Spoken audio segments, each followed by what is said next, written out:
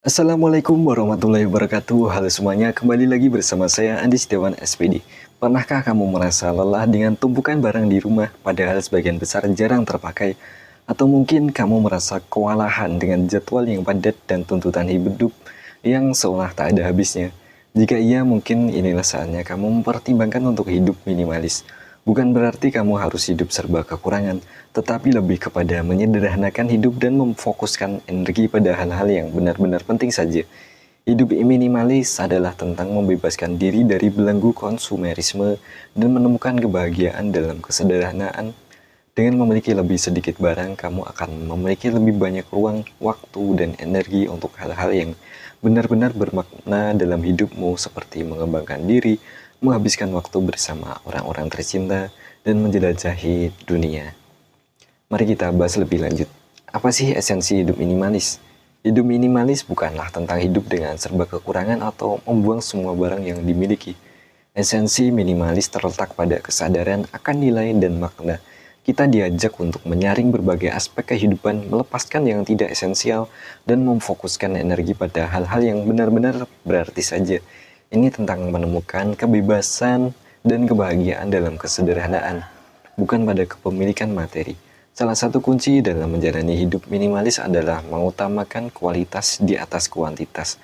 Alih-alih menumpuk banyak barang, kita didorong untuk memilih barang yang berkualitas dan tahan lama dan multifungsi. Hal ini berlaku tidak hanya pada barang material, tetapi juga pada hubungan, aktivitas, dan komitmen. Dengan memilih yang esensial, kita dapat menghindari pemborosan dan mengalami kepuasan yang lebih mendalam.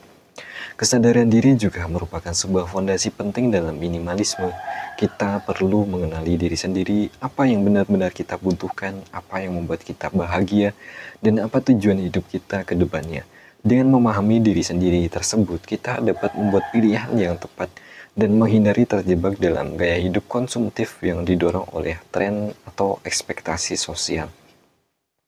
Minimalisme juga mengajarkan kita untuk hidup dengan intensional. Setiap pilihan yang kita buat, setiap barang yang kita miliki, setiap aktivitas yang kita lakukan seharusnya memiliki tujuan dan makna.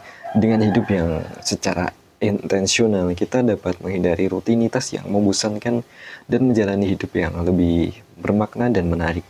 Pada intinya, esensi hidup minimalis adalah menemukan kebahagiaan sejati yang berasal dari dalam diri, bukan dari faktor eksternal seperti harta benda atau pengakuan sosial.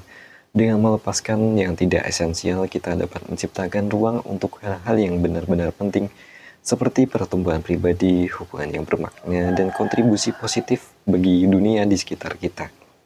Kemudian, penerapan hidup minimalis dalam kehidupan sehari-hari. Bagaimana sih caranya? Menerapkan hidup minimalis dalam keseharian bukan hal yang sulit, namun butuh komitmen dan konsistensi. Langkah pertama adalah mendefinisikan minimalis versi kamu. Minimalis bukan standar baku, tapi pendekatan personal untuk menyederhanakan hidup. Identifikasi area yang ingin diminimalisir, misalnya barang di rumah, penggunaan media sosial, atau komitmen aktivitas. Fokuslah pada satu area terlebih dahulu agar tidak kewalahan. Selanjutnya, mulailah dengan decluttering, misahkan barang berdasarkan kategori, lalu pilih mana yang benar-benar dibutuhkan saja, disukai dan digunakan. Sisanya bisa dijual atau disumbangkan atau dibuang. Terapkan prinsip one in, one out. Setiap membeli barang baru, singkirkan satu barang lama dengan fungsi serupa. Ini membantu mengendalikan jumlah barang yang masuk ke rumah agar tidak overload.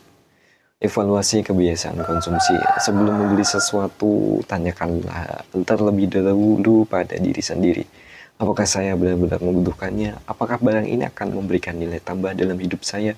Jika jawabannya ragu-ragu atau tidak, urungkanlah niat untuk membeli. Biasakan membuat daftar belanja dan berpegang teguh padanya. Hindari pembelian impulsif, terutama saat ada diskon atau promo.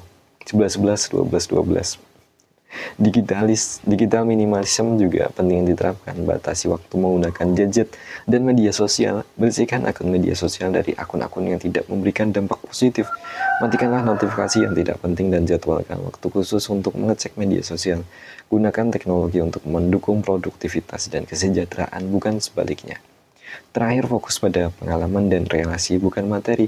Alihkan fokus dari menumpuk barang ke menciptakan kenangan berharga. Habiskan waktu bersama orang-orang tercinta, Lakukan hobi yang disukai dan jelajahi tempat-tempat baru yang ingin kamu kunjungi. Ingatlah bahwa kebahagiaan sejati tidak ditentukan oleh seberapa banyak barang yang kita miliki, melainkan oleh kualitas hidup dan hubungan yang kita jalani. Kemudian selanjutnya, manfaat hidup minimalis. Manfaat hidup minimalis dalam kehidupan sehari-hari sangatlah beragam, mulai dari kesehatan mental hingga finansial. Salah satu manfaat yang paling terasa adalah mengurangi stres. Dengan lingkungan yang lebih rapi, teratur, pikiran pun menjadi lebih tenang dan jernih. Beban pikiran akibat mengelola dan merawat banyak barang bisa berkurang, sehingga kita dapat lebih fokus pada hal-hal yang lebih penting dalam hidup. Minimalis juga memberikan kita lebih banyak waktu luang tanpa harus disibukkan dengan merawat, membersihkan, dan mengorganisir banyak barang. Kita memiliki lebih banyak waktu untuk bisa melakukan hal-hal yang disukai atau jalan-jalan dengan orang terkasih. Kita dapat menghabiskan waktu bersama keluarga, teman, mengembangkan hobi, mengembangkan skill, mengembangkan sumber pemasukan baru, atau sekedar bersantai menikmati waktu sendiri. Waktu yang terbebas dari konsumerisme dapat dialokasikan untuk aktivitas yang lebih bermakna dan memperkaya jiwa. Kesehatan finansial juga akan meningkat dengan menerapkan gaya hidup minimalis. Dengan mengurangi konsumsi dan membeli hanya barang-barang yang dibutuhkan saja, kita dapat menghemat lebih banyak uang. Kebiasaan impulsif akan terkikis dan kita menjadi lebih bijak dalam mengelola keuangan ke depannya. Dana yang terkumpul dapat digunakan untuk mewujudkan impian seperti melanjutkan pendidikan, berinvestasi, atau berlibur di tempat yang kita ingin kunjungi. Minimalis juga dapat meningkatkan rasa syukur bahagia. Dengan fokus pada hal-hal yang esensial saja dan menghargai apa yang kita miliki, kita akan lebih mudah merasakan kepuasan dan kebahagiaan. Kita tidak lagi mengejar kebahagiaan semu dari materi, melainkan menemukan kebahagiaan sejati dari dalam diri dan hubungan yang bermakna. Secara keseluruhan, hidup minimalis membantu kita menjalani hidup yang lebih sederhana, teratur, dan bermakna. Kita dapat terbebas dari kegelisahan akibat konsumerisme dan fokuslah pada hal-hal yang benar-benar penting dalam hidup. Dengan menerapkan prinsip-prinsip minimalis, kita dapat menciptakan hidup yang lebih tenang, bahagia, dan memuaskan. Kesimpulan, hidup minimalis bukanlah tentang memiliki sesedikit mungkin barang, melainkan tentang memiliki apa yang cukup dan bermakna. Ini adalah perjalanan intensional untuk menyederhanakan hidup, melepaskan diri dari konsumerisme yang berlebihan dan menemukan kebebasan dalam kesederhanaan dan kebahagiaan dalam kesederhanaan. Dengan fokus pada hal-hal esensial, kita dapat menciptakan ruang untuk pertumbuhan pribadi, hubungan yang bermakna, dan kebahagiaan. Minimalisme adalah pilihan hidup yang memberdayakan, membebaskan kita dari belenggu mengejar materi, dan membuka jalan menuju hidup yang lebih intensional dan bermakna dan bahagia. Ini adalah undangan untuk menjalani hidup dengan lebih sadar, menghargai setiap momen, dan menemukan kepuasan dalam kesederhanaan. Mari kita rangkul minimalisme sebagai filosofi hidup yang membimbing kita menuju kehidupan yang lebih autentik dan memuaskan. Semoga video ini bisa bermanfaat buat kalian semua. Jangan lupa untuk klik tombol like jika kalian suka video ini. Tulis komentar di bawah untuk berdiskusi, berbagi pendapat, atau request topik video selanjutnya. Dan tekan tombol subscribe, serta aktifkan lonceng notifikasi agar tidak ketinggalan video-video menarik lainnya.